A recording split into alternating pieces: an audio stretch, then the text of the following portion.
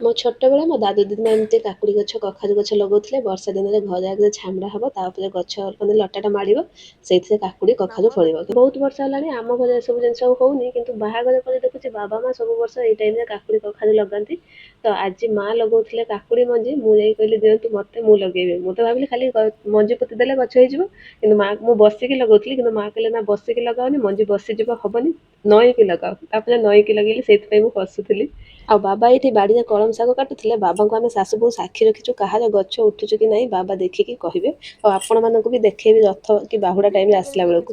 ଆମେ କାଲି ପଳେଇବୁ ଭୁବନେଶ୍ୱର। ଆମେ ଆସିକି ଗଲାବେଳେ ବା ଘରୁ କିଏ ଯେତେବେଳେ ଯାଆନ୍ତି, ଘରୁ ଶାଗ ବିଭିନ୍ନ ପ୍ରକାର ଆମ ପାଖକୁ ଯିବାଟା ଥୁଆ। ବାବା କଳମ ଶାଗ କାଟି ଦେଇଛନ୍ତି, ମା ଥାଲକୁଡ଼ି ଶାଗ, କଖାରୁ ଶାଗ, ପୋଇ ଶାଗ ସବୁ ଆଣିକି ଭଲସେ ବାଛିକି ବନେଇକି ରଖିଛନ୍ତି। ତା ଭିତରେ କୁଆଡ଼ୁ ଗୋଟେ ଷଣ୍ଢ ଆମ ବାଡ଼ି ଦେଇ ପଶି ଆସିଲା, ତାର ବି ଟିକେ ଭିଡ଼ିଓ କରିଦେଲି। ତା ଘର ପାଖ ପିଲାମାନଙ୍କର ଆଉ ମୋ ପୁଅର ସକାଳୁ ଆଉ ବିକାଳ ଖେଳ ନହେଲେ ହବନି। ସ୍କୁଲ ତ ଛୁଟି, ପିଲାମାନେ ବି କ'ଣ କରିବେ।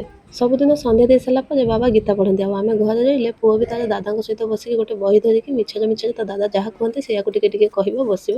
ତାପରେ କାଲି ଆମେ ପଳେଇବୁ ବୋଲି ବାବା ମା ଆସିଥିଲେ ଦେଖା କରିବାକୁ ସନ୍ଧ୍ୟାବେଳେ। ସେମାନେ ଗଲେ ରାତି 9ଟା 9:30 ପାଖାପାଖି। ଘରଟା ଏଇଠି ପାଖରେ ବୋଲି ମୋ ବାବା କେବେ ଆମ ଘରେ ରାତିରେ ରୁହନ୍ତିନି। ତଥାପି ତାଙ୍କୁ ଲାଗିବ ଅଧଘଣ୍ଟା ପାଖାପାଖି ଘରେ ପହଞ୍ଚିବାକୁ, କିନ୍ତୁ ସେ ପଳେଇବେ।